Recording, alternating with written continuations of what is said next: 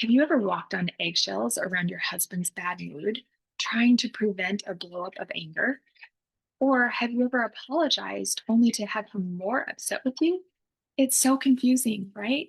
You're coming from a place of genuine care, concern, and love for your husband, but why do your efforts seem to blow up in your face? Well, today, let's uncover the hidden message our husbands actually receive when we're trying to be helpful and the much easier way to actually make a difference.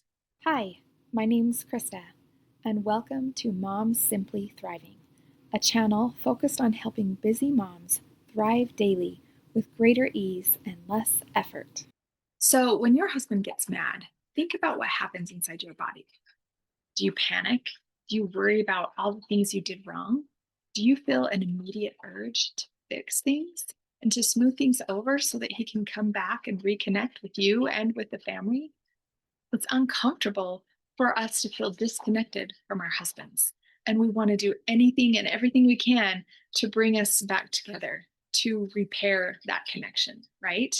And so we look for things that we can fix, which is things that we did wrong or things that we didn't do. And so we apologize for those things, hoping that things will become better. But instead, our husband just gets more irritated and more upset. And we're left thinking, what did I do wrong? Why did my efforts to fix only make things worse? Well, let's talk about what's really happening underneath the surface. When we apologize to our husbands for doing something wrong or for not doing something, we are actually unconsciously taking accountability for his mood. And what that unconsciously says to him is, I don't think you're capable of handling your own emotions. I don't trust that you can manage this on your own, so I'm going to carry this for you. Well, how do you think that feels to a man? That sends out an energy that feels belittling and almost condescending to a man, kind of deprives him of some of his manhood and takes away his agency. When you take the blame just to stop the silence, it actually prevents him from being the strong, capable adult that you want him to be, who can actually handle his emotions. A man feels that pull. He feels like he's being treated like a child who needs to be pacified. And that's why the apology, though well intended, gets under his skin and makes him even more upset. And so, the best thing that we can do to support our husbands in this situation is to simply manage our own emotions and let him take care of his. Now, I know some of you might be thinking, well, he's not handling his emotions. He's not talking to anybody. He's just pulling away from me. Well, men often are internal processors.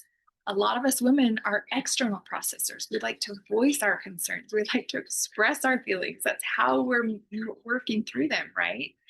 But a lot of times, men can process their feelings more quickly and more efficiently if they remove themselves from all the distractions so that they can just think to themselves and process quietly.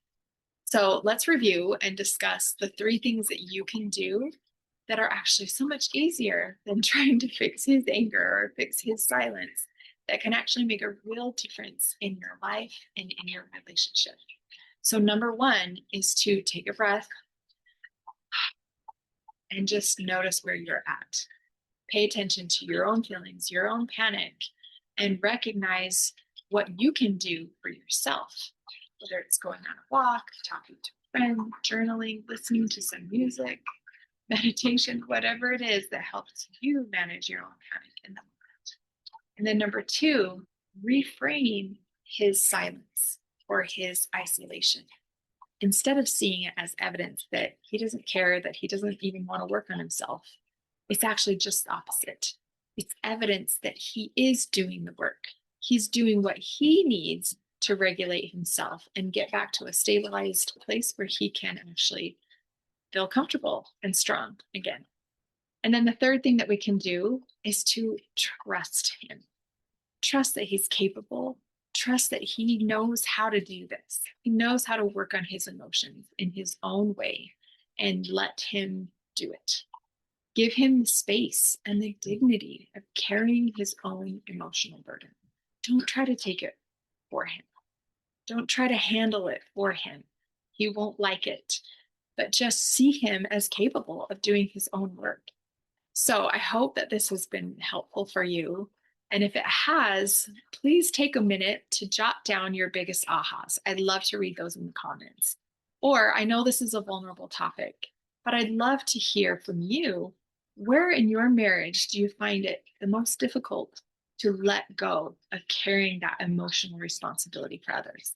Could be with your husband, it could be with your children, or anyone else. I'd love to read those in the comments. I respond to every single one. So I hope that you found value in this today. And as always, feel free to subscribe for more weekly tips and encouragement like this. And I hope you all have an effortless day.